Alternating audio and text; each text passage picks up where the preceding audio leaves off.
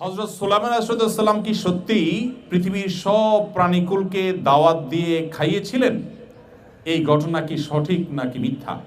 বিস্তারিত বলবেন। আমাদের দেশে এই ঘটনা বেশ অনেক বেশি পরিচিত এবং বহুল প্রচলিত। ঘটনাটা হলো সুলাইমান আলাইহিস সালাম নাকি আল্লাহর কাছে একবার দোয়া করেছিলেন, আল্লাহ আপনার এত সৃষ্টি পৃথিবীতে, আপনি আমাকে অনুমতি দেন আমি আপনার সৃষ্টি জগতের সব সদস্যকে, যত সৃষ্টি আছে সকল প্রাণীকে, সৃষ্টি জগতের সকল প্রাণীকে আমি 1 বছর খাওয়াতে চাই। আল্লাহ বলছেন, না সুলাইমান তুমি পারবে না।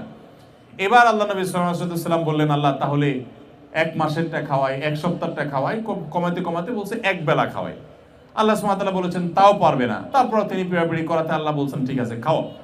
তো সব মাখলুকদের জন্য তিনি বড় একটা ডেকে রান্না করলেন। একটা মাছ সমুদ্র থেকে বড় বৃহৎ আকারের এক মাছ মাথা তুলে বলল যে আপনি দাওয়াত দিয়েছেন সবাইকে, আমিও দাওয়াত পেয়েছি। সে এসে সব খাবার খেয়ে ফেলেছে। তখন তিনি বুঝতে পারলেন যে সবাইকে খাওয়ানো আল্লাহ তাআলা অনেক বড় জিজ্ঞাসা, এটা সম্ভব না। এরকম একটা ঘটনা আমরা অনেকেই শুনেছি যে সুলাইমান সালাম জিয়াফত করে দাওয়াত দিয়ে গোটা পৃথিবীর সকল প্রাণীকে খাইয়েছেন একবেলা, বা তার আয়োজন করেছেন। তো এই ঘটনা খুব বহুল প্রচলিত হলেও আমরা অনেক শুনে থাকলেও কোরআনে কিংবা কোনো হাদিসে, গ্রহণযোগ্য কোনো ইতিহাস গ্রন্থে, কোনো তাফসীর গ্রন্থে কোথাও এটার কোনো প্রমাণ মেলে না। অতএব এটা একটা ভিত্তিহীন এবং মন গড়া ঘটনা, এটার কোনো সত্যতা প্রমাণিত নয়। বরং এই ঘটনার বিবরণের দিকে তাকালে বোঝা যায় যে এটা ভিত্তিহীন। এ বিষয়ে কাতার ভিত্তিক ইসলামিক ফতোয়ার ওয়েবসাইট ইসলাম ওয়েবে আছে, আমাদের মাসিক আল কাউসার বিষয়ে প্রশ্নোত্তর আছে, আর অনেক উলামা ইকরামের গবেষণা আছে। সবগুলো খোলাসা একটাই, যেটা ভিত্তিহীন কথা। সুলাইমান সালাম একবেলা দাওয়াত দিয়ে সকল প্রাণীকুলকে খাইয়েছেন এমন কোনো কথা সঠিক নয়। প্রথমত এরকম উদ্ভট তামান্না, এরকম উদ্ভট চাহিদা কোনো নবী আল্লাহর কাছে পেশ করতে পারেন না। নবীরা আল্লাহর শান ভালো করে জান, আল্লাহর কাছে কি চাওয়া যায় আর কি চাওয়া যায় না। যেটা আল্লাহর শান ওইটা কোনো নবী চাইতে পারেন না। এটা উদ্ভট একটা চাওয়া, এটা কোনো নবীর শানে যায় না। প্রথমত এটা প্রমাণিত না, এর বাইরে এটা একটা বিষয়। আরেকটা বিষয় হলো যে সব প্রাণী তো পাতিলে বা ডেকে রান্না করা খাবার খায় না। অতএব এইখান থেকেও বোঝা যায় যে এটা বানোয়াট এবং ভিত্তিহীন ঘটনা বা গল্প, এর কোনো সত্যতা প্রমাণিত নয়। আমার অফিস থেকে আমাকে গাড়ি ভাড়া এবং পথ খরচ দেওয়া হয়। কথা হলো আমাকে যদি অন্য কেউ গাড়ি ভাড়া কিংবা খানাপিনার টাকা দিয়ে দেয় এবং আমি এই টাকাগুলো পকেটে নিয়ে নেই, তাহলে জায়েজ হবে কিনা?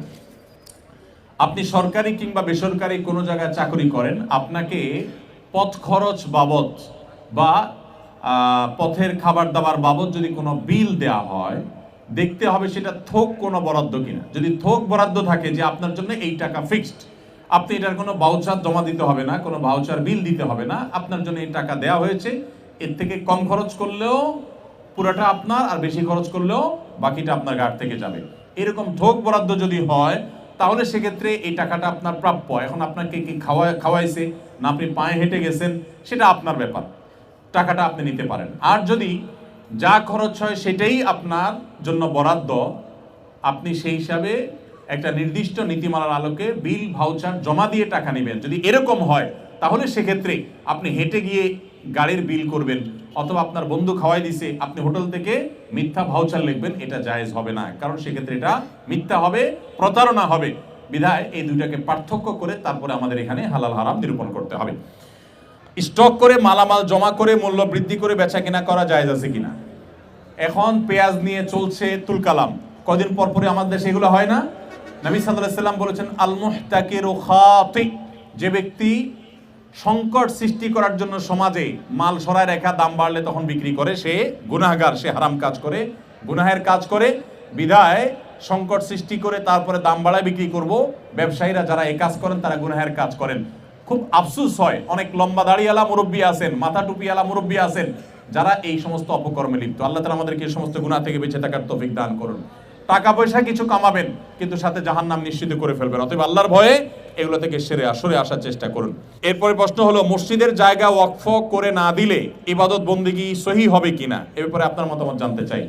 কোন মসজিদের জায়গা যদি মালিকরা ওয়াকফ করে না দেন, সেখানে নামাজ কালাম পড়লে, ইবাদত বন্দি করলে নামাজ কালাম হয়ে যাবে, হবে না এটা ঠিক না। তবে ওই জায়গাটা মসজিদের মর্যাদা পাবে না। ওয়াকফ করার আগ পর্যন্ত মসজিদের মর্যাদা সেখানে এতেকাফ করা, মসজিদের যে মর্যাদাগুলো আছে সেগুলো পেতে হলে ওয়াকফ করতে হবে। কেউ কারো জায়গা ভাড়া দিয়েছে বা সাময়িকভাবে দিয়েছে যে এখানে সবাই নামাজ পড়েন, তো সেখানে নামাজ পড়া জায়েজ আছে, সেখানে নামাজ পড়লে যে নামাজ হবে না এমন কোনো কথা নেই। আরেকজনের জায়গাতে নামাজ হবে যদি সে পারমিশন দেয়। তবে হ্যাঁ, কোনো জায়গা যদি জোর করে কারো কাছ থেকে দখল করেন সেখানে নামাজ পড়লে নামাজ হবে কিনা এটা নিয়ে অবশ্য আমাদের মধ্যে বিভিন্ন রকমের মত আছে। তো বিশুদ্ধ মত অনুযায়ী নামাজ হয়ে যাবে, কিন্তু গুনাহ হবে।